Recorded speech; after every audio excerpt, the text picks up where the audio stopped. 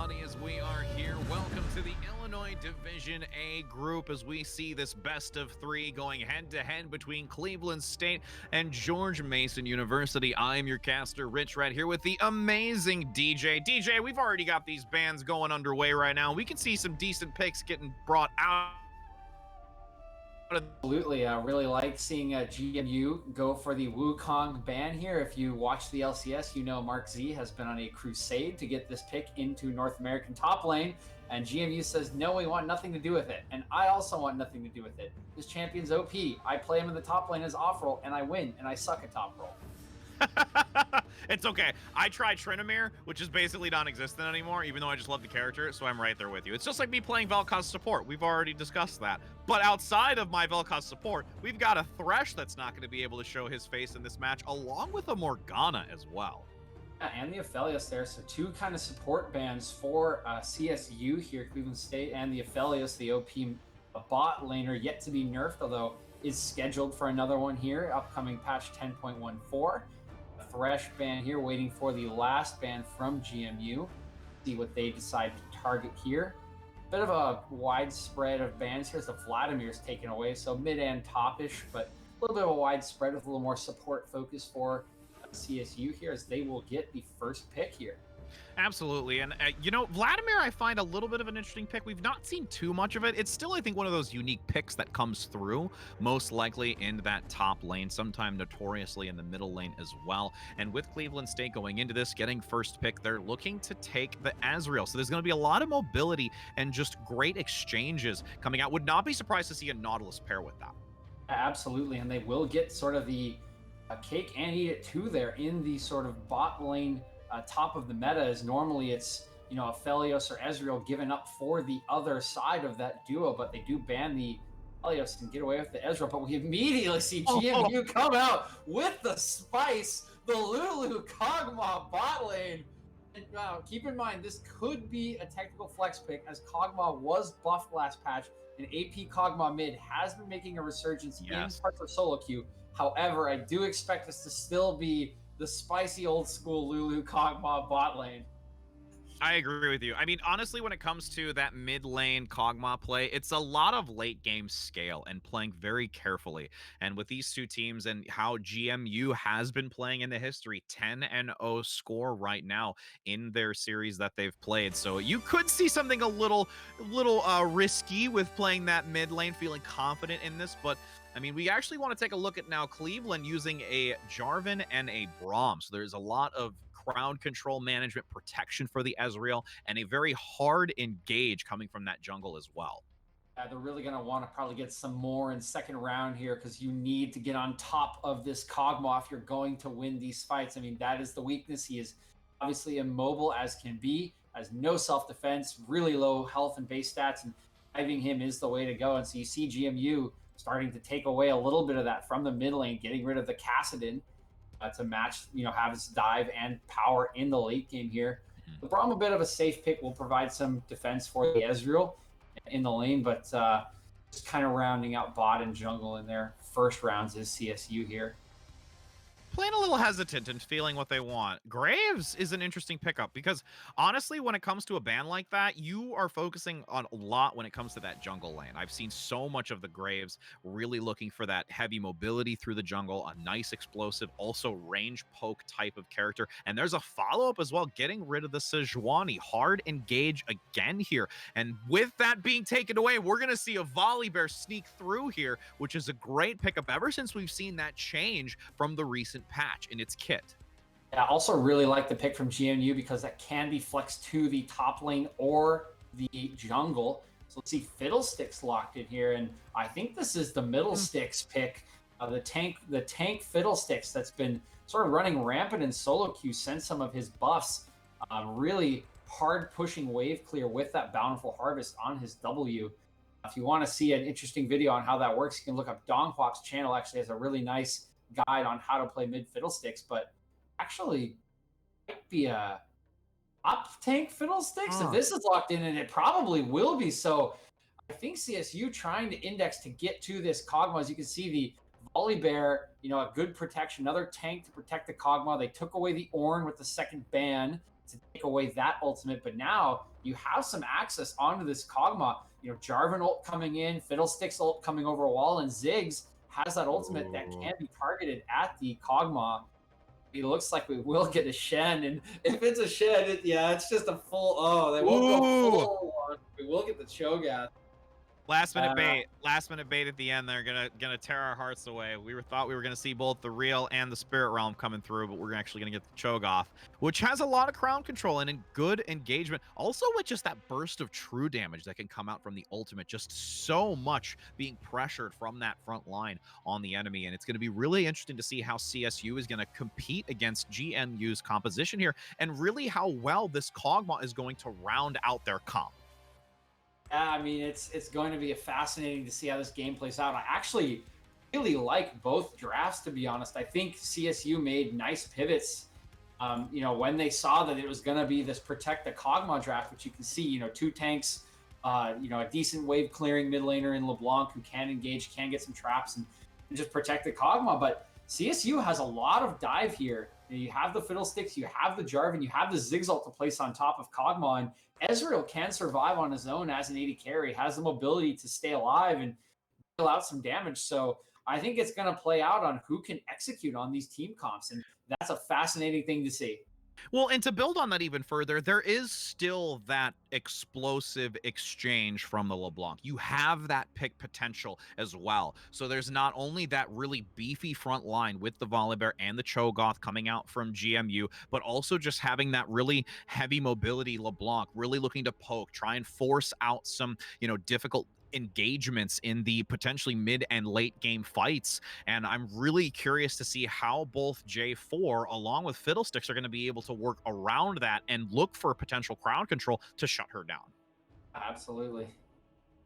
As we take these last few seconds here, I mean, the other thing you really made a comment about it though with the Kog'Maw. I think a lot of view and attention is going to be needing to be drawn towards that Kog'Maw. And if that Kog'Maw is shut down early and is just constantly chasing after that late game, that is going to really allow Cleveland State to find an advantage throughout this fight, going against a team who, like I said earlier, has a 10-0 match ratio. So that's a significant titan to be going against, a team undefeated right now as you go into this. So Cleveland has definitely a tall mountain to climb. Absolutely, man. And as you mentioned, you know, this game will come down to the Kog'Maw. If Cleveland State can kill the Kog'Maw early and often or early in team fights, there's nothing left. There is not enough consistent damage for them to win against this composition. But if they don't kill that Kog'Maw, he will absolutely shred them. That's usually what it comes down to. Some GMU putting that 10-0 record in the hands of Isis Slippery. He carried last week. We'll see if he can carry again.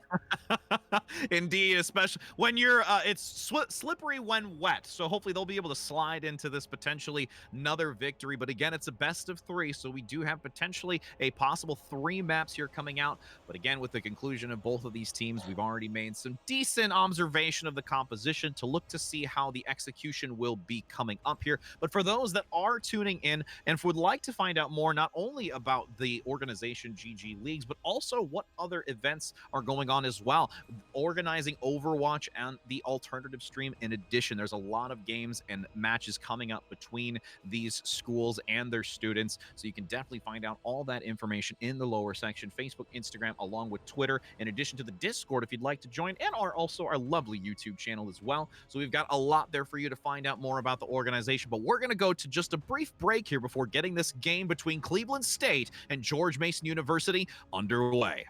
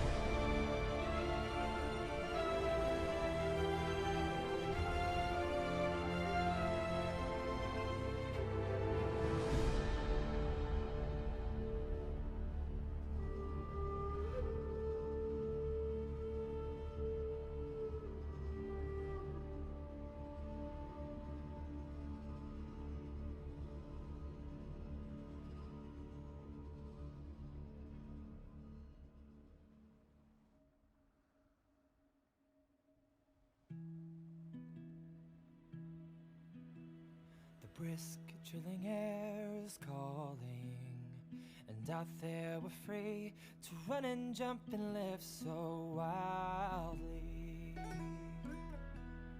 Head first we'll go tumbling through places unknown, with nothing but the stars to light our way.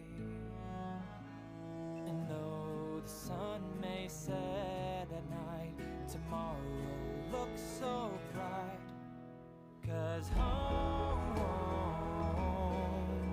is when you're by my side. No matter what we do, together we'll see it through. And I hope that we won't drift apart, even though things change. Without you, it's not the same. I know it's true. Life's better when it's me and you. Hello and welcome, everybody, as we are going to get this game underway between Cleveland State and George Mason University.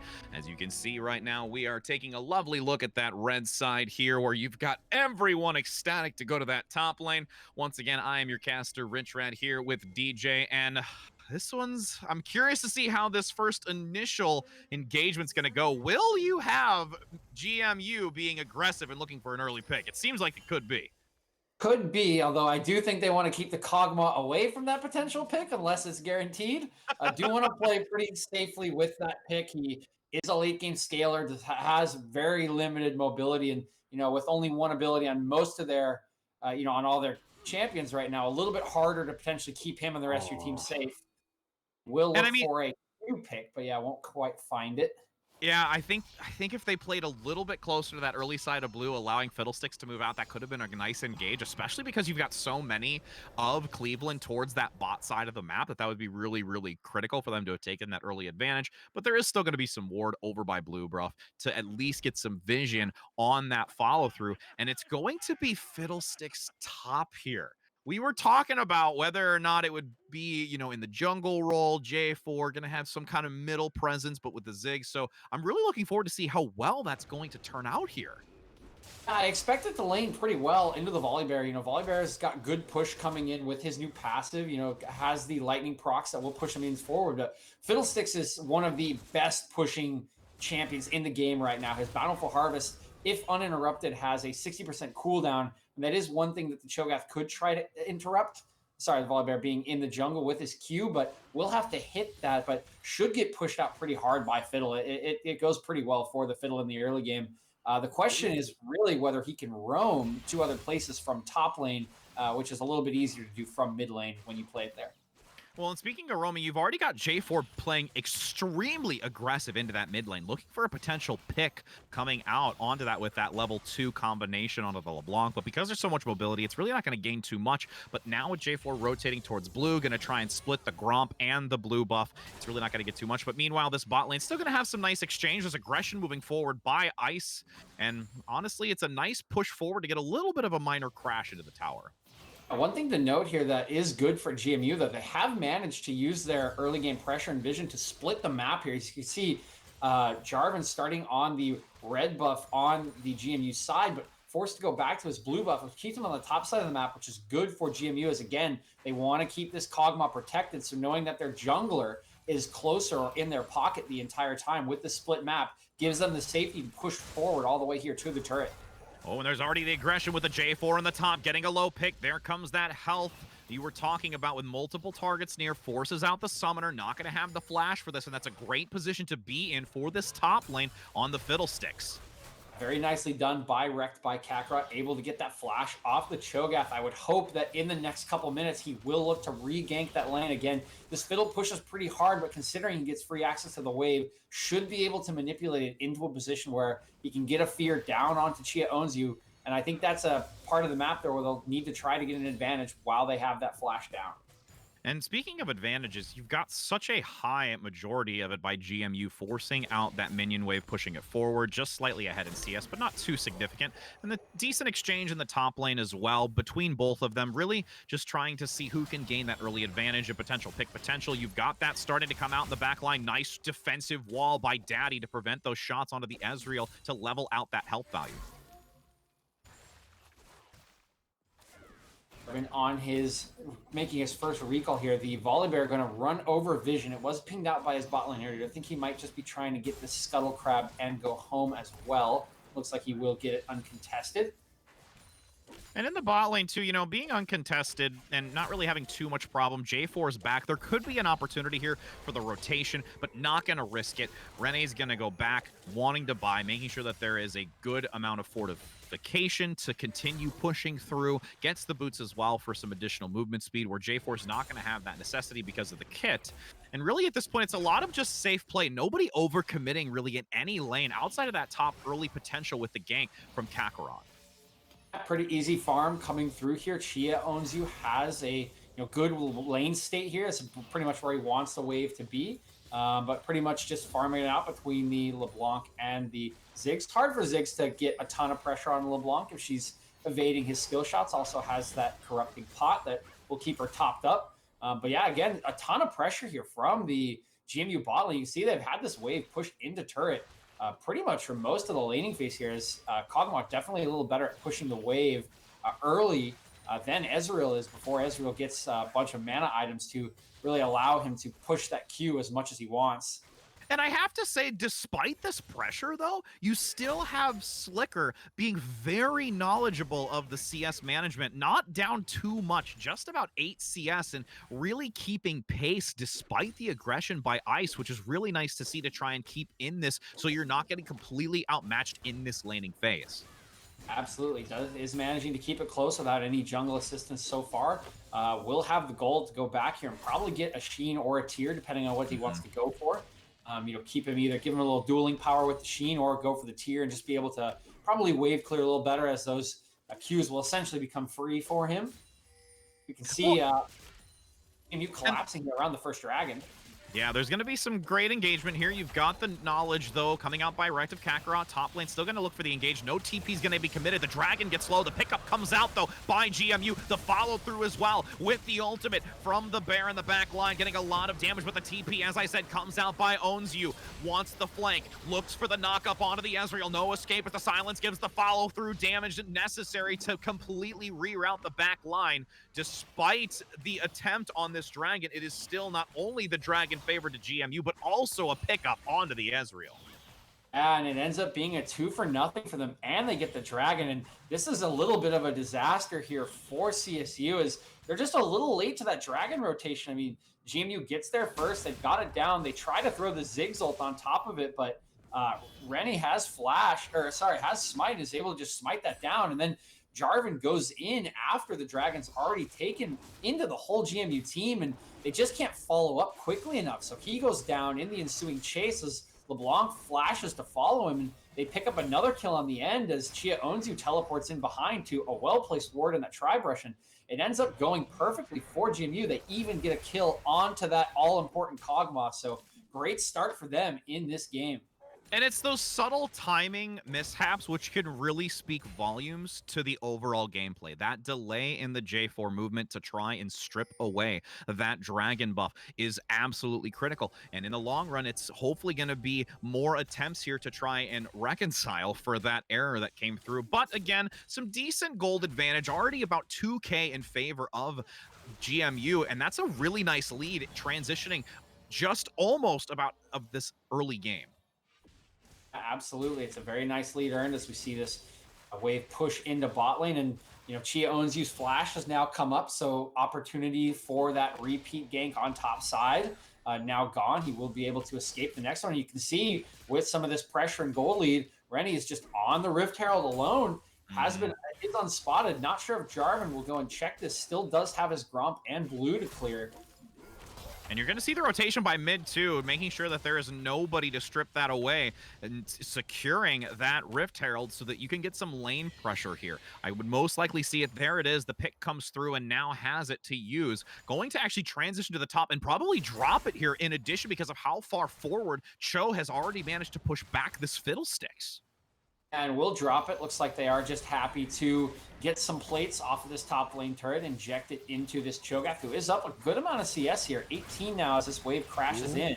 Ooh, but the ultimate comes out by Icy in the back, getting a lot of damage. The range is significant. The escape just in time, but that is still not out of the thick yet. And this Rift Herald in the top lane, because of the rotation by J4 trying to counter jungle, is practically going to lose this entire turret.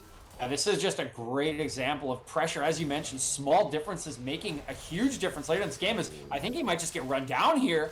Yeah, the silence is going to secure that kill on the top lane and allow still reinforcements from the minion wave crashing onto the turret, bringing it down to the 2, looking to get that second and the last plate here for the extra gold to be distributed to the jungler and the top lane. And really, at this point, Cleveland's finding themselves down a very deep hole now with a 4K gold lead for GMU. This is really bad. 4K gold at 10 minutes is an absolutely massive lead. It's on to all the people you want it to be. The Cho'Gath is way ahead. You can see the Kog'Maw now ahead, almost 30 CS, because, as you mentioned, from those little mistakes at Dragon, but you're going to get the ultimate by the Lulu to try and secure. Ice going to get overwhelmed from that flank in the back line. Cataclysm comes out to lock him into the center. The heal comes through by the support, but not going to be enough. The explosive damage is there to try and get the counter pick to take down one. Getting very low. Zig's rotation in addition. Some nice shutdown gold for 300. But now the LeBlanc comes in. Looks for the kill onto the easy. Slicker going to just escape because LeBlanc does not want to push any further. And that is still a worthwhile trade here to at least get one onto that jungle to secure Kog'Maw still in a formidable position. Finally, a little nice counterplay there from Wrecked by Kakarot. As they're taking that turret, almost taking it on the top side, invades the jungle, takes away Gromp Blue, almost takes away Wolves, and sees that Ice is slippery and LaFosse are still a little bit too high in their lane, taking a lot of time there, and goes in for that gank, and they do manage to take this Kog'Maw down. Is still very strong, has gone back and able to pick up boots and his Bilgewater Cutlass, so in a good position. But yeah, as we were mentioning, those small mistakes from Dragon allowed Isis Slippery to hit 6 before Ezreal. Both him and LaFosse then used that trade to force him back and continue to grow the CS lead. And while they do get punished by Wrecked by Kakarot being on the bottom side of the map, as you saw on the top side, it almost results in the full top lane turret, and that will go down very quickly for probably full plating value. So but going down quickly. Meanwhile, in the bot lane, you're going to have Daddy getting picked off from long range. And honestly, with so much attention being diverted down to the bot lane, it's going to allow Chai Owns You to get that turret and continue applying pressure onto this Fiddle, who is now finding themselves in a difficult position because of that turret being down. And a transition to the Dragon now. It's really hard for the Fiddle to answer now with how far he's been set behind by that turret going down. He just can't step up the wave because Cho'Gath has gotten so much extra gold injected to him from the turret. He already has his Abyssal Mask up, and it's just really hard to do any damage. And the less damage you do with that Bountiful Harvest, the less you're going to heal, which makes it really hard for him to step up to the wave without being, queued, run down, and then feasted for, giant true damage. And that just makes it hard for him to step up to the wave. The pressure should continue, and now they can just focus on this bot lane as Rennie's down here again. You've got the Cho'Gath with that hungry ultimate, but there is still a lot of hungry players in this bot lane. Rene gonna be very aggressive on the front with this Volibear, trying to force back both the ADC and the supports away from the turrets, securing this pick. The Ziggs ultimate comes out from that mid transition, but with the ultimate gonna pass by, not gonna get the kill, gets a little bit low here onto LaFosse. Nice support and close play and proximity, and this is going to be a great recovery despite how low GMU is, but they're being a little bit too, I think, lenient in their retreat here, and they definitely need to just acknowledge that they need to get out before losing any lives. Arm will manage to get out here. A good use of the interactions from...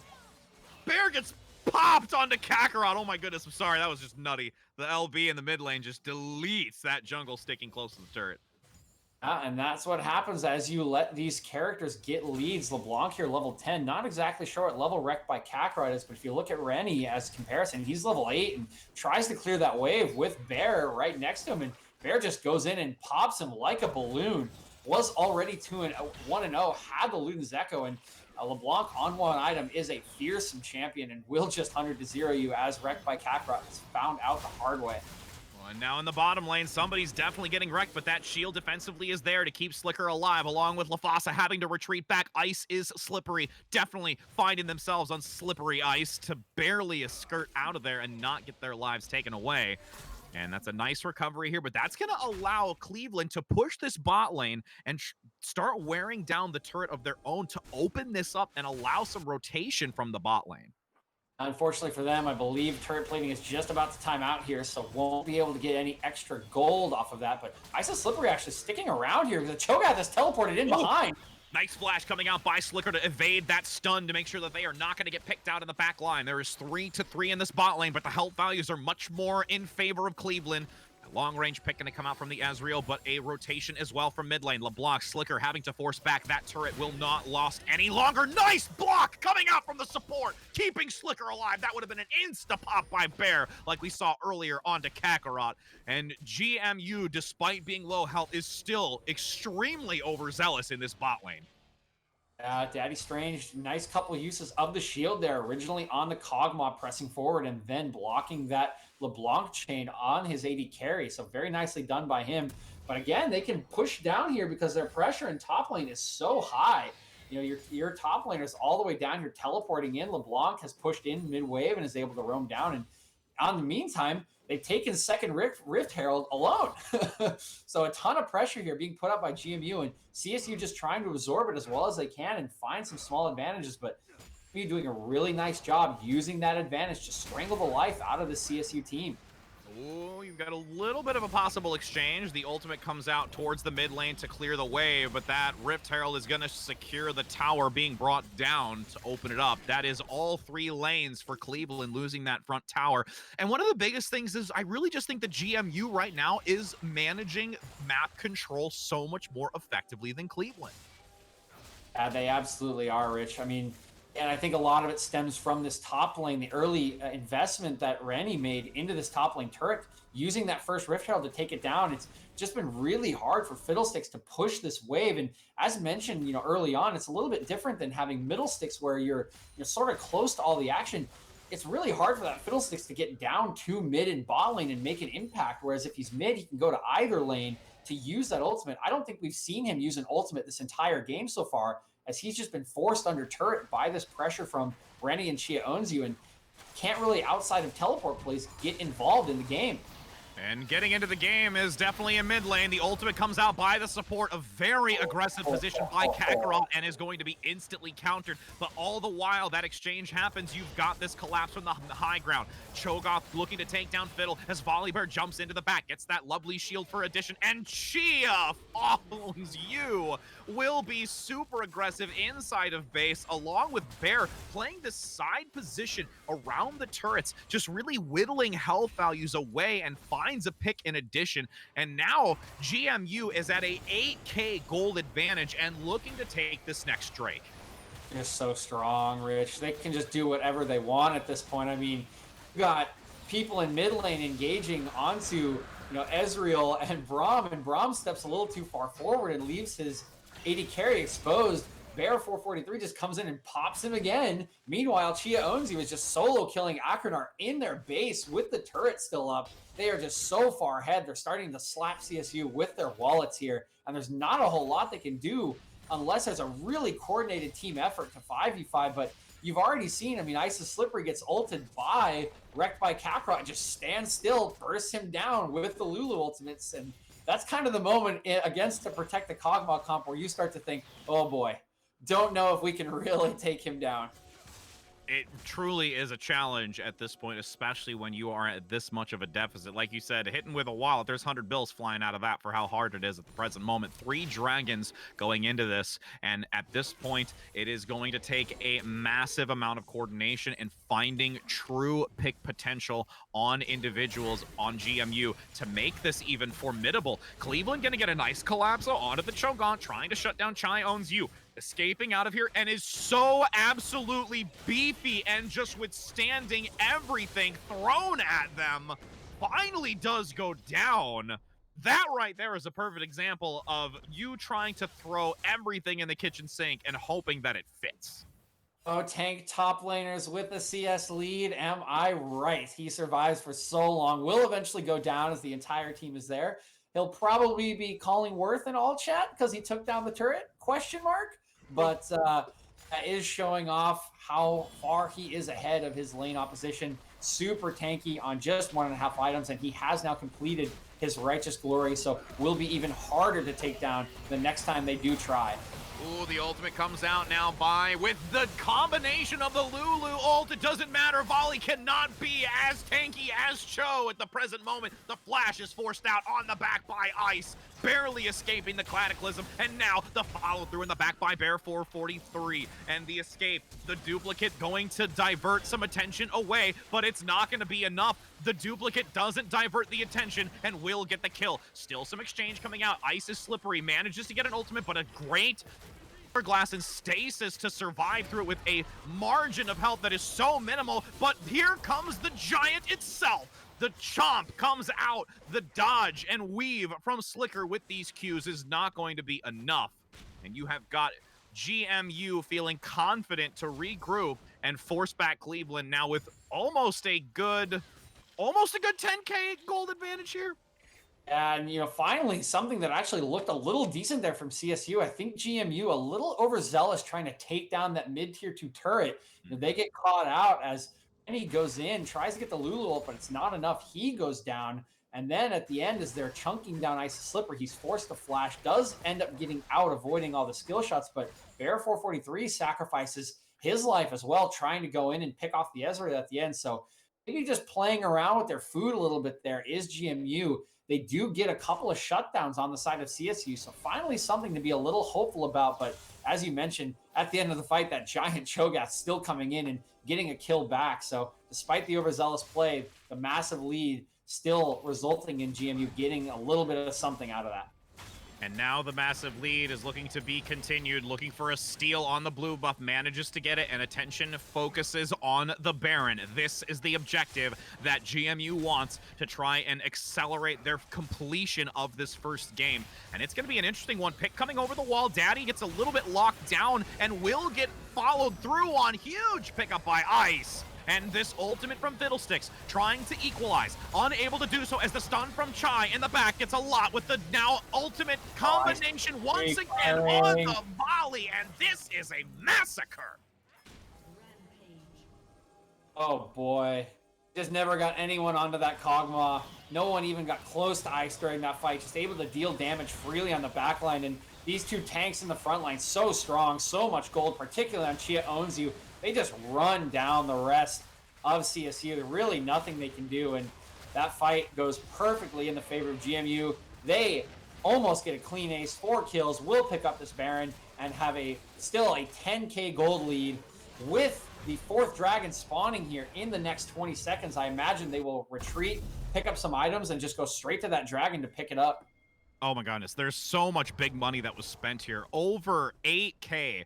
4 members of GMU just sitting on 2K plus gold. There is a ton going into this next engagement that is going to still heavily favor GMU. And Cleveland really needs to find that early pick onto Ice's Slippery, or this is just going to be game over. His flash is still down, so something to be positive there. But yeah, they really need to contest this dragon. This is Ocean Soul, the strongest one in the game. And if they don't get here quick, it's just going to go down. Ice and Slippery is so strong.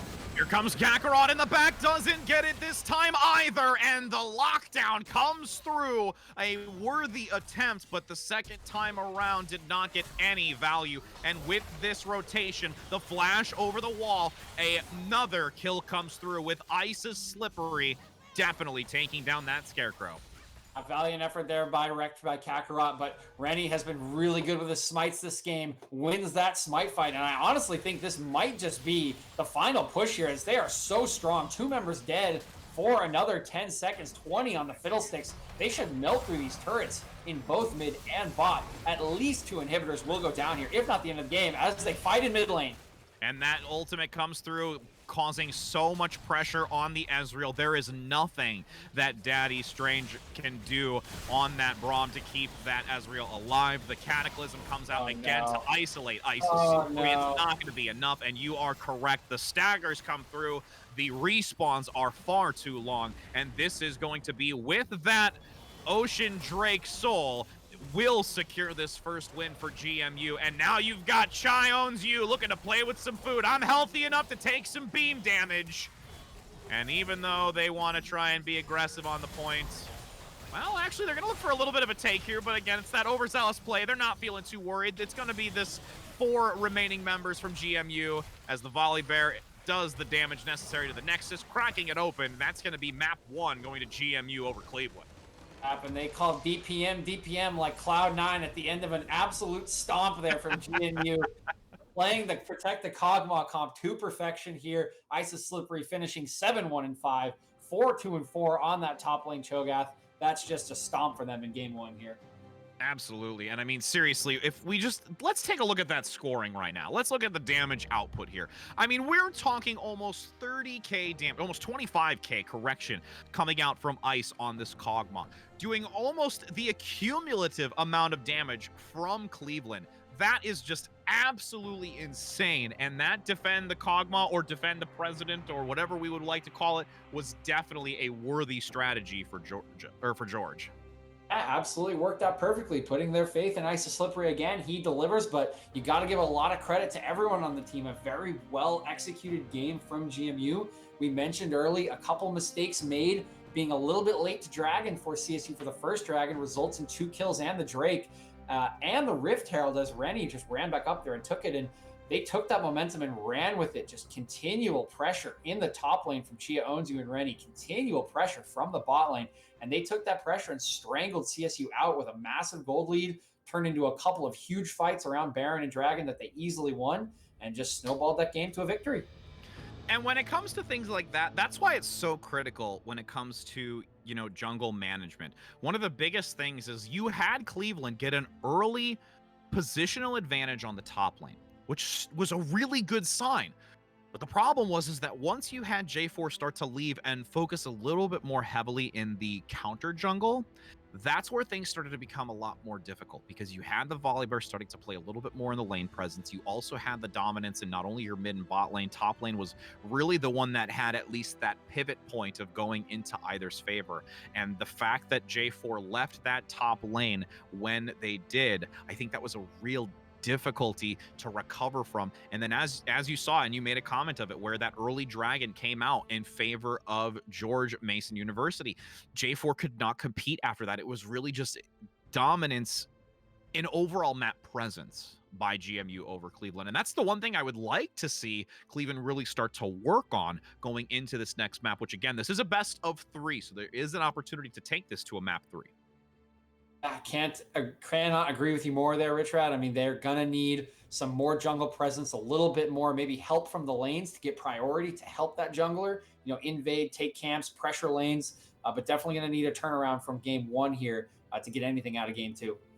And before we go into game 2, we're going to go to a brief break before getting that underway, and we will start the picks and bans shortly, friends, so don't go anywhere because we'll be back with more league action.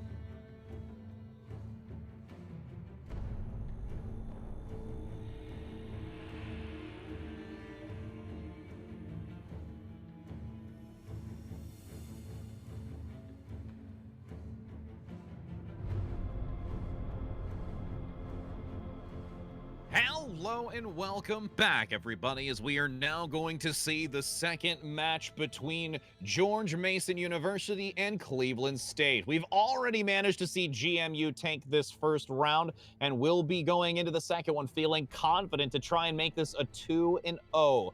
I am your caster here, Rich Rad, with DJ, and we are bringing you this exciting matchup. And once again, we're going to see a quick removal of Wukong, but also no more Volibear. Yeah, no more Volibear for CSU. Definitely was the more dominant of the two junglers in the last matchup. But now with CSU on the red side, you can see them banning the Ezreal power pick away as well. So maybe just a different draft strategy for them. Same bans here for GMU as they get rid of the Wukong and the Thresh. So maybe looking for a similar strategy to give Isis Slippery another late game carry. Both those champions too that can disrupt an AD carry either in lane or from a top lane teleport in team fights. And yeah, same bans again from GMU, full 3 with that Vladimir coming through. See what CSU finish out this first round of bans with. Oh, it's going to be a Lulu. That's actually a nice pickup because we saw GMU play it very, very well. I mean, let's just be honest. Volibear ultimate plus Lulu ultimate equal indestructible like Bear. Like, Bear not going to die.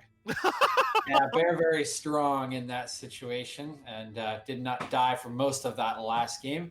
Interested to see what GMU prioritizes here with the blue side power pick, and it's going to be the Senna, actually. This will be interesting as Isis Slippery probably going to pilot this in a fasting Senna role. We'll be interested to see what Lafasa picks up. Senna usually best paired with some sort of bruisery champion. One that's been piloted very recently by a lot of teams, especially in the LEC, is that Wukong that they banned. So interesting to see what they decide to go with to pair with the Senna, as CSU will, with a pretty normal red side round 1 here of Ornn plus, and the Varus, which went through bans has been banned globally for the last couple of patches. That OP poke Varus build will be coming through here. So pretty strong red side round 1 from CSU, and happy to see them get that on the board early. Yeah, I think that's really going to help play in their favor. You made the comment about the poke potential, but also just how well Ornn can reside in that top lane. Extremely tanky, has a really great engagement tool with the ultimate, being able to ricochet that ram to knock up multiple members, getting a lot of crowd control, and just assisting in those long extended fights. And, you know, to counter, we're actually going to see a Scion coming out from GMU. Interesting to see that pickup. And with the last few seconds, I'm really curious what direction GMU is looking to kind of go as a composition here. Yeah, I think the Scion may actually. Oh wait, a Zilean pick. Fascinating. See, this is what I was saying. We're trying to figure out the direction here. It's a very flexible draft from GMU. That Scion could be a top lane Scion to match the Ornn. It could also be the bot lane Scion to match with the Senna. And the Zilean could easily play support with the Senna, could play mid lane as well. So really nothing committed here from the side of GMU. So keeping their options open for the second round here on blue side, which is something that is pretty strong with the Senna, who can pair with a lot of bruisery champions in the bot lane, but definitely picks that go well with her. Zilean can keep her alive. A Scion will be able to be healed by her, will protect her. CSU will round out with this Echo. Probably an Echo jungle here, but can also be flexed to mid, so leaving a little bit of variety for themselves as well as we go into second round bans here, and they will pick up that Graves and the Cassadin that were picked up last time. Yeah, there's been a lot of consistency with a majority of the picks, specifically from GMU. It's almost as if GMU's like, these are just the 5 that we all agree we never want to see, and we're just going to stick to it no matter what. Yeah, it does seem like that is the case, and you can't argue with it. It's worked out for them so far. Now 11-0 on their split, looking for the perfect 12-0 in their first 6 games here. So if those are the champs they don't want to see, I can't blame them for banning them. I mean, and let's see, actually, J4 is going to be taken out here, and surprisingly from Cleveland, you know, with them picking that the prior map, I'm surprised to see that they've gotten rid of it. They just for sure don't want GMU to take it and use it for themselves. And there's going to now be the Yuumi ban here once again, which, let's be honest, nobody likes to see Yuumi. I mean, when you get Yuumi onto basically actually, I'm going to take my words back. It's going to be the Morgana, so Yuumi does slip through here. Yeah, I do personally. I don't expect that Yuumi to be picked up. I don't think it pairs super well with a non-attack speed champion. Varus going to be poke here. Also, Yumi nerfed really heavily with her mana by Riot in the last patch. I think appropriately because, as you mentioned, nobody likes to play against that champion. But True. I think not really ban worthy anymore. So glad to see that one was not picked up by GMU. And a Leona here to engage, try to Okay. get on top of this Senna. Okay, yeah, the Leona definitely has that hard engage, but we've got a Silas now coming out with a Lee Sin. Those were some lightning fast decisions, knowing exactly what direction GMU wants to go in. And this composition is really, really interesting from GMU. Okay, wow. I'm really interested to see if they can pull this off. This is actually something that I think Fnatic was doing a little bit in the LEC in Spring Split. They would run Zillion Senna bot lane, Zillion with TP, and they would send Zillion all over the map to, revive Senna, give her speed ups, let her slow people down with the glacial augment. So I think this is what they're going for. I think it's going to be Sion top, Silas mid, Zillion partnering Senna in the bot lane, but I'm not 100% sure. We will see in the Sejuani rounding out CSU's draft here. Definitely looking for some dive and some pick here, which I do like. I think you're going to want to get on this Senna. She's going to be the main carry, really, along with the Silas. Silas, better as the game goes on, but doesn't have a ton of burst damage, a little bit more consistent damage. So I do like the engage coming out from CSU. I think it's a decent composition into GMU. We'll just see who can execute this one a little better. Again, I think two good drafts here, two very different styles of play, and we have to see who executes them better. Yeah, different styles indeed. And the one thing too is we're looking at Cleveland really getting some beefy characters out of this. You've got the Ornn, you've got the Leona, and Sejuani. So many of them just able to withstand a lot of that poke damage, frontline, mitigating anything that comes their way, and also just the crowd control. You have that Leona with the combination of the ultimate, the leash. You're going to have Sejuani as well, the slow, the combination of the frost, making sure that you get that stun as well. There is just so much piled up from CSU. You're absolutely correct. They are 100% looking to shut down that Senna or even just the Silas to remove these players out of the fight instantly to secure that they have a lead in the numbers advantage. I can't agree more there. I think that will be what they're looking to do. One thing to note is the Poke Varus is the stronger of the two builds, in my opinion. We haven't seen a lot of attack speed Varus, but looking at this composition, they may go with it. I'll be interested to see if they do, just because if you look at their comp, there's not a ton of consistent damage coming out from the rest of them. Echo can burst someone out, can do some damage, over a more extended fight, can chase down some targets, but really is a bit more of a bursty champion. So I don't see a ton of consistent DPS. And for that reason, they may decide to go with the attack speed Varus, but if they don't, they'll really be looking for this Echo to carry the game. Yeah, you make a really valid point because there's so much now relying on the shoulders of the Varus poke and the play that could be coming through right now that I'm really wanting to see how GMU is going to revolve around this because there's no real just explosive damage consistently over time that can happen from Cleveland. And if GMU can really buy their time, find an engagement opportunity, and they've got the ability to outlast, especially with the Zillion ultimate, to be able to bring that member back into the fight against a team that doesn't have a significant high damage ceiling right now. That's going to be really challenging.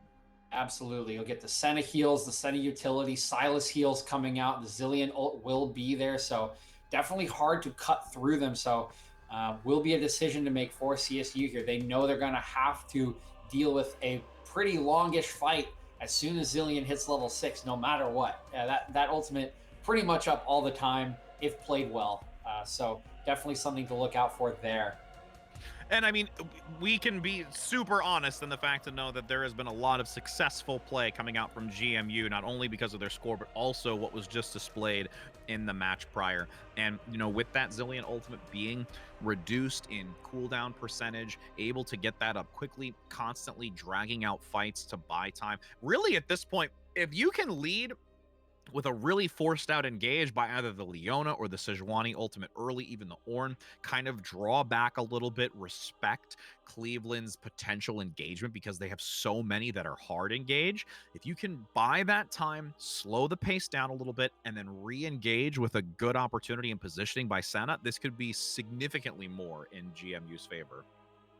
Absolutely. And a little bit of juggling here as it looks like maybe a Silas top lane, moving Zillion into mid lane, and we'll pair the Scion with the Senna. So maybe not quite the Fnatic style of play that we saw with the Zillion Senna, but still a pretty common Senna build here with a Bruiser in the bot lane. Zillion's still able to roam across the map, and I think they're just liking that Silas matchup into Ornn.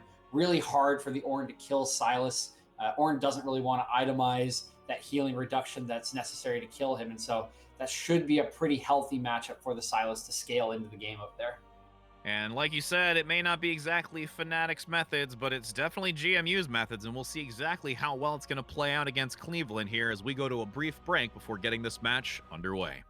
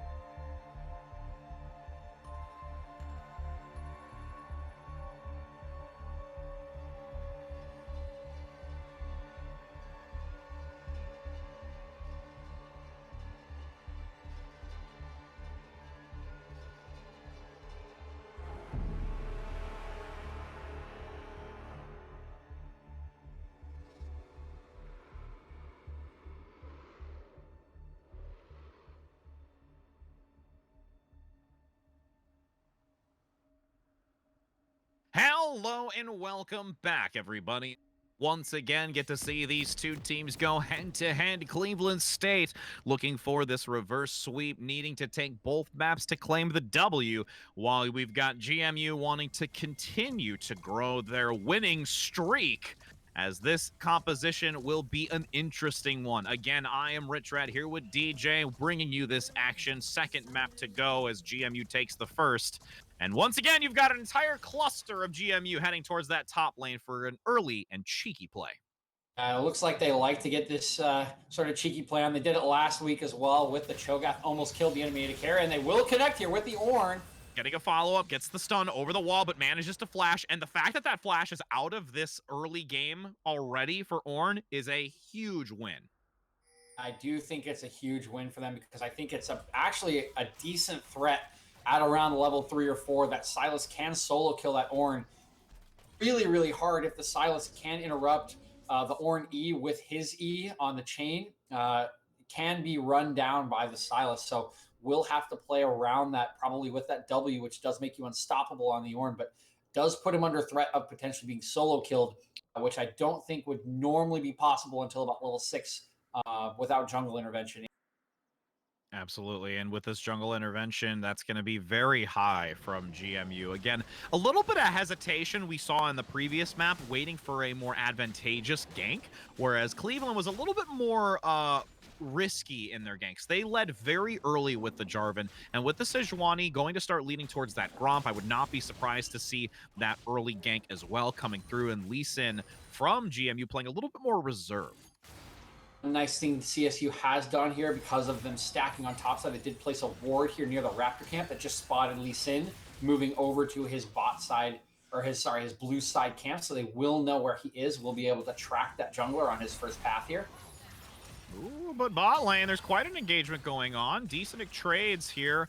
And the fact that you've got Ice is slippery now, playing the Scion with LaFasa on the Senna. Quite the change up here, and I'm really curious to see how Ice is going to hold their own on this Scion role. Absolutely a big change up. But, you know, for a lot of AD carries, they do need to be a little bit proficient with some of these bruisers as he BMs a little bit there in front of this CSU bot lane, knowing they cannot kill him because he is a Scion. You know, I think AD carries have had to expand their pools in the last couple of years. You know, last year, having a huge mage bot lane meta, you know, it's sort of the awesome dudes as coined by some of the players in the LCK like Teddy, the Victors, the Cinders of the world. And now with Senna being a champion in the game, you know, Mad Lions piloting Wukong's in the bot lane, a couple other players. Yeah, this is trouble. He's ignited. I think he's just going to go down, and he will. Beautiful job. The double stun comes out by Ice, and that positioning and timing was absolutely perfect, allowing that kill to come through. Fasa says it's not just Ice, I can carry too. On this support, taking vengeance for all of the underappreciated supports out there. You know, I was gonna mention normally the AD carries do pilot the Senna, and the supports do take on the bruisers, but it can work the other way if the supports are very comfortable with the Senna, and definitely seems to be that way for GMU. And LaFasa hitting a nice W there, following up well as Ice is slippery and securing that first blood, showing that they can go both ways here for this battling duo. And LaFasa getting a nice stun on a 2. There's the double again. This is a very difficult position for Cleveland. A huge amount of damage once again underneath the turret, but the kill doesn't come through. All the while in top lane, you've got that flashless Ornn unable to evade, and as we said earlier, that flash being down is literally devastating. GMU is ruthless as we have some action in the mid lane here. Oh, but no, Madam, just gonna accelerate herself away. Yeah, not too much worry. You've got that movement speed by the Zillion, and Slicker right now on this Varus is in such a difficult position. Can't even risk getting close to that tower with how aggressive these two from GMU are playing. It's like we just keep an eye on mid lane here. We'll take the scuttle and retreat, but yeah, in a lot of trouble. One thing to note, as we were mentioning in draft, actually did go the attack speed Varus build here with that lethal tempo, so they as I mentioned, that a little bit lacking in the PS category there, and forced to go that lethal tempo, but more so being just forced away from all of his farm right now by this duo. Oh, but stunned up under turret here. Doesn't take turret aggro, but the jungler's tries to get the lockdown, manages to do it, but here is now Icy finding the kill and just unfortunately does not get out. Gets some nice damage onto the turret, but that's still a worthwhile trade here. The fact that you've got that ADC picked up on both sides. I actually do think that's pretty worth for CSU here. Potentially just a little over aggressive sticking around was GMU. They saw the Sejuani go into mid lane to try to disrupt Madame Seasalt, and they saw her run back into bottom side jungle, still stuck around the turret, and will cost Senna both of her summoner spells. She will still go down. They do get that follow-up kill on Slicker, but it will also cost Icy Slippery his life and get some gold into the pocket of this Varus, who desperately needs it after the way this early game has gone. Well, speaking of the early game, you've got this potential counter to compete against it. The Ornn now competing with the Sylas, but down a level. The advantage is there. Now you've got level 6 for the Sylas by Chai Owns You. Here is that dive that you were talking about with that level 6, and Ornn is going to have to play extremely defensive. Oh, this wave is in a terrible position for Akrenar here. I mean, it is slow pushing Frozen here by Chai Owns. He's got 2 levels. It's going to be really hard for him to stay in experience range, and this is a troublesome position. You can see wrecked by Kakarot's on Krugs. I think he'll need to come up here to provide some support as he goes in. Dive gets a lot. Here comes that Ornn Ram duplicate from the strip of the ultimate away. Manages to get a stun but doesn't get the kill. As a transition now onto the Dragon down bot. And this is really going to be easy pickings for GMU.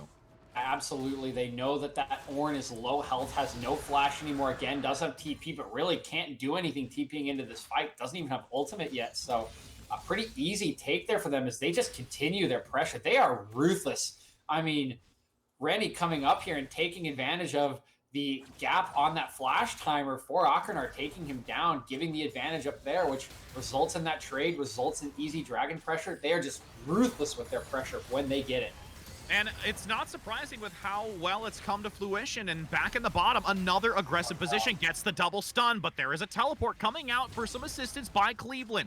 With that Echo play, this could be a changeup. The dive in the back, but a rotation comes down from the mid lane by 2. There are so many members. The entire team of GMU is in bot lane and exerting dominance on this turret. Gets the kill onto Daddy, and that turret and those plates are the money for GMU with this next wave pushing.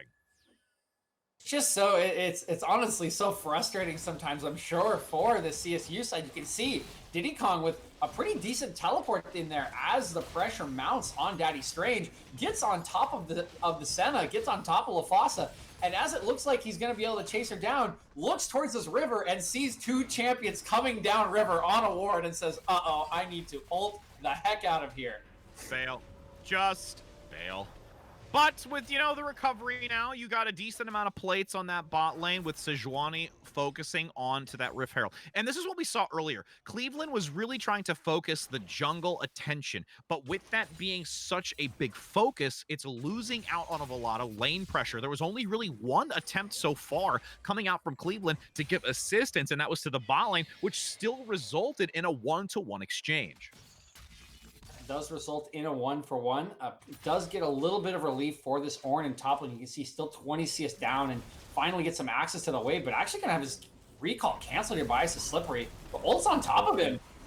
And does have a lot of opportunity to get that pick onto the Ornn, who is not available with a flash. The clean kill comes through, and this is typically that rotation that we've seen even in both. Ooh, but now you've got an ultimate coming out by the Echo, looks for a chance to engage. The stun in the backside manages to shut down the Sejuani. Ultimate as well in the backline from GMU, from the Senna, gets it low. Now you've got wrecked by Kakarot, fleeing rigorously to survive. The slow comes out, but the stun is there to counter. Ice and Slippery will regain positioning with LaFossa. And I mean, GMU is on fire right now. I mean, this bottom lane, hold on 1 second here, still escapes, gets the grass proc too. Holy crap. Yeah, wasn't too worried. You could tell that LaFossa was like, fam, we good. This bot lane for GMU is so confident. They are so silky. I mean, that looked like a pretty situation. If the Echo can get on top of LaFossa, they had no jungle help, and they might just dive this again. Well, let's take a look here. You've got the ultimate coming through. Does get stunned, but manages to just activate the ram. Lafasa flees, but gets grappled just by the tip of the sword. Ice is slippery now, being held in place. At this point, it will be most likely a takedown if the crowd control continues, but you still have to have Ornn play careful. If the kill comes through onto Ice, that redemption with the passive will come through and still miraculously escapes. Ice with the emote as well for the lovely BM, and will leave with a sliver of health. Yeah, that Scion just so tanky, and really no damage between Ornn and Leona there, unfortunately, and they're not able to take him down. They do get Lafasa, who probably did have a little bit of an overstay there after, forcing Akhenar out the first time and then getting his TP the second time. But again, this bot lane is just, they are so strong. They're dodging skill shots. They're staying alive in skirmishes. They are dominating fights, putting pressure on. It's just impressive to watch. They are so confident, so strong, and so aggressive with their play, and just able to get away from a lot of the punish. Do make a little bit of a mistake here and there, being a little too over aggressive, but it's justified in the way that they have just dominated some of these lanes. And I think it's just the fact that teams with how aggressive and overzealous GMU is playing don't really have the best option to compete against it. And with the type of composition that you've got Cleveland at, with this very tanky front line and a little bit more slow mobility, you can't respond to GMU like this when they get those early pick potentials. Nice Leash going to come out, but just going to miss as Lafasa moves forward with some early damage. But this is going to be a very difficult fight for Cleveland, especially with how forward Ice is playing. It's like everyone here crowding around middle lane turret, even the Varus rotating up. So a little bit of the Nayram that we're famous for, but will peel off of the middle lane here. We'll look for a pick here. We'll connect with the jungler. It's pretty low already. Oh my, just go.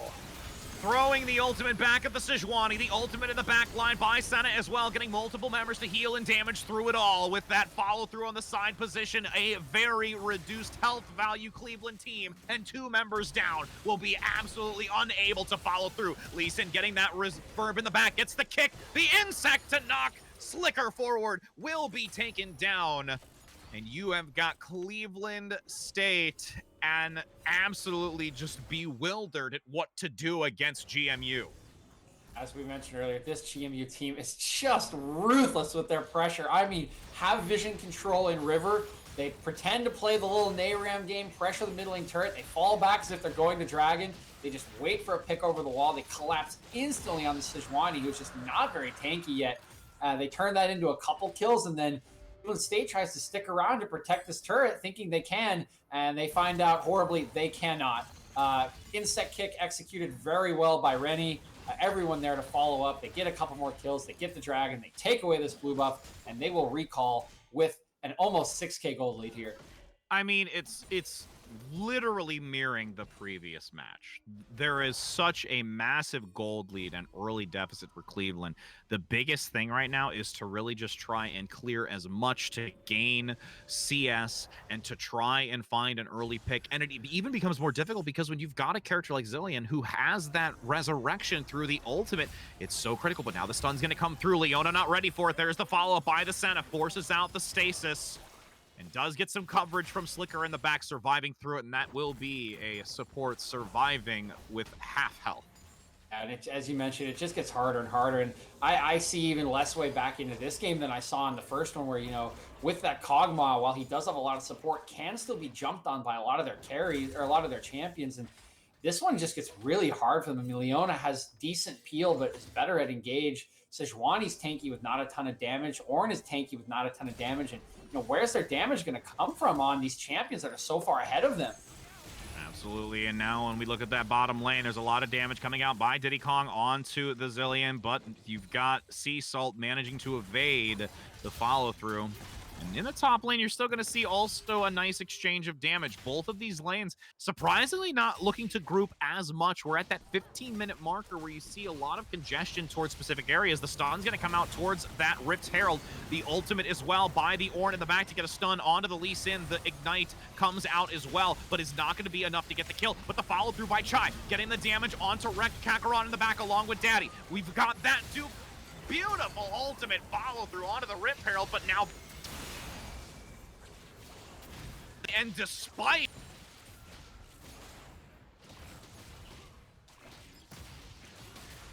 to turn at.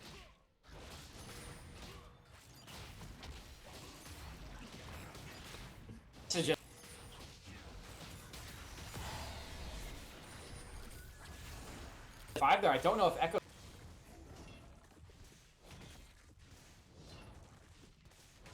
Oh, but it's just a little scrappy in multiple places. You can see Ice is Slippery running down, I believe, Slicker on the backside of that fight, while everyone else fighting a Dragon Pit or Rift Herald Pit, and you coming away with all of the resources, all of the kills, the Rift Herald as well. And I mean, what's the gold lead at now? It's approaching 10K. They're so clean. They're so ruthless. All of their pressure, all of the gold lead, they use it so well. They're also coordinated. I mean, Rennie survived again with how much health? Yeah, unbelievable. I mean, it's everything stacking in their favor for GMU, and Cleveland right now is they've got a prayer. They've got a prayer, and it's got to be a good one. I mean, seriously. At this point, the biggest thing that they can look to is trying to find picks like they're doing with this rotation down to the bot lane. You've got also that blast cone knocking the Leona over the wall, but because of the movement speed, there's so much evasion, there's not going to be a pick here. But now the follow through in the backside. Rennie gets the impact, but won't be able to get the kill here. But there's still Sea Salt following closely by another Insect into the war. Does get a reposition onto rank by Kakarot, but there's not enough damage here. This collapse come through by Cleveland in the back as well, with Chai owns you taking down Daddy. And even though there was a slight advantage for Cleveland, this is now starting to transition back into GMU's favor. This maneuver around the Echo and collapsing onto Diddy Kong is going to be overwhelming. And now you've got a huge turnaround once again, and Varus from Slicker was nowhere to be found. I mean, Varus just had to run away. You know, you see Rennie go in, and initially you'd look at it and think, you're insect kicking the Sejuani? Like, is this an int? But you forget, he's got a Zillion behind him. He goes in, kicks the Sejuani, the fight starts, it looks like they're going to take him down. He just gets Zillion ulted, and all the time bought from the Zillion ult allows his team to rotate first. They show up, they start to burst champions out.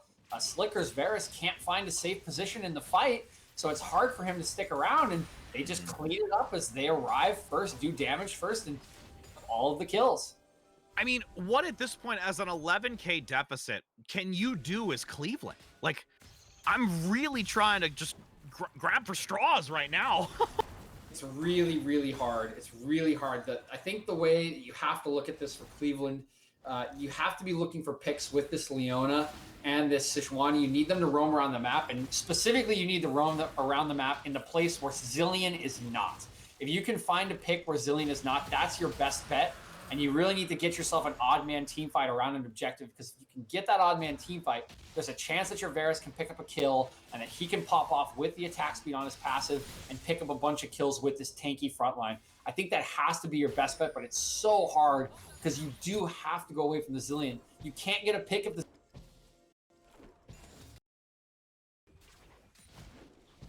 either, and you're just going to lose the fight. Normally it helps when you're at a deficit with a Zillion, but when you're ahead, it makes it even more of a fortified victory in these encounters. And with now so many residing in the bot lane, you're going to see Silas move to the top to try and break down this turret. But another engagement could come through. Rennie, he's a little aggressive here, does get stunned. There is a lot committed to this, and it is finally a numbers advantage going into this, because especially with Silas at the top, but does manage to come back down to the low ground, finds the flank, gets the kill into the back on the Slicker, continuing the damage as well with the stun coming through on the front side. Ice is Slippery, gets the double, gonna try and move forward with the stun. And Chai owns you with the backline teleport, completely changes the momentum of that fight, and will look to get a double left alone in base, and is not going to have enough to get escape out of that.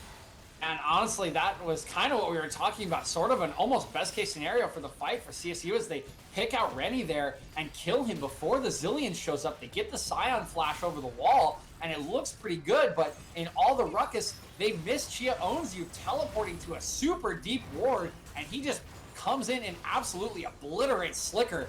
And CSU loses all their damage, and so it becomes almost impossible for them to win that fight. So pretty well played there by the CSU team on the initial engage, but even better by Chia Owns You to find that teleport flank and take down the damage on CSU. Well, and to build on that, we saw Cleveland in the previous round having to focus the Kog'Maw. But now it's this point, GMU looking to follow up onto the Varus in the back that needs to go down. But in this mid lane, here comes another opportunity for GMU to collapse onto the team. The stuns and lockdowns are absolutely insane. And with so much beefy presence from Isis Slippery, the sheer force of will be extremely difficult to break at how close GMU is to finishing this as a 2-0 in this best of 3. Yeah, this Sion is 7-1-3. He is so unbelievably tanky at this point. And you look across the itemization for CSU, there's no armor pen, there's no healing reduction. They haven't had time to itemize. They don't have the gold to itemize this way. So Chia owns you, and Isis Slippery on these two champions can just dance around as they please. Dancing freely and taking this tower without even a hesitation. The long-range pick, here comes that backline engage though. Chai on the front side, you get a stun on that to counter by the Ornn, getting low, does get picked out by Isis Slippery. Bobbing and weaving back into the fight. Dive. You have now the resurrection coming through by Chai to survive through that fight, despite being a ray of hope to get the pick. But now there is far too much damage onto Cleveland. That's going to be GMU picking off the remaining members. Diddy Kong looking to just flee as quickly as possible, but it is not going to be worth anything at this point because it's just drawing out time for the inevitable, the stasis to buy seconds. And the ace finally comes through where now GMU ports back. Intelli's in, takes the turret, opens the Nexus, and this will be GMU exerting absolute dominance, as I've said earlier, against this team of Cleveland. The Ornn ultimate to again draw a few more seconds, but the inevitable end is here with the completion of this second map. GMU takes it 2-0 over Cleveland. As you said, just completely dominating this match against CSU, completely dominating the Illinois A division, now 12-0, undefeated in their 6 matches. And I think that it can be their cleanliness can be summed up as a team by that last play. You saw Rennie go insect kick 2 people directly into the Scion Q, who stuns 3, and it just ends the fight instantly under that falling tier 3 turret there in front of the mid inhibitor. I mean, you're looking at a team that is absolutely well-oiled and ready to go against any team, and it is crazy. Like, seriously. I mean, if we take a look at this damage output as well, everyone is, it's basically like a puzzle piece right now. You can see that there is the Echo with the massive amount of damage with the 4 lower, and then you've got 4 higher with 1 lower. It's like literally you can just interchange this and mesh it together. If only these were slightly positioned. I'm sorry. This is just me doing math and shapes. This is what I'm looking at. But seriously, the amount put out by this bot lane, despite it not being a traditional pickup, it still did over 22,000 damage accumulatively between the two. You want the best stat there. The Scion did 11K. He did more than 4 champions on the enemy team. A Scion. True. Yeah, you're not wrong. Math is real, friends. Math is real. We are all here to talk about math. Numbers is great. Stay in school. But seriously, it has been an absolute pleasure being able to cast this. We are so very grateful to be having all of you tune in and watch as we brought this action to you live between these two teams. As we said, GMU continuing their win streak. And if you'd like to find out more, as we talked about it a little bit earlier, definitely go into the lower section where all of the social links are: Twitter, Instagram, Facebook, YouTube, and the Discord as well for GG Leagues. It has been an absolute pleasure to be casting with you, DJ. And I know we've not had a chance to really cast before, but it was really, really fantastic to have the time to be casting with you. Same here. Really enjoyed the night, enjoyed the games, enjoyed working with you, and can't wait for the next one. Looking for it next time indeed. And I hope you all have a wonderful rest of your night and happy gaming, friends.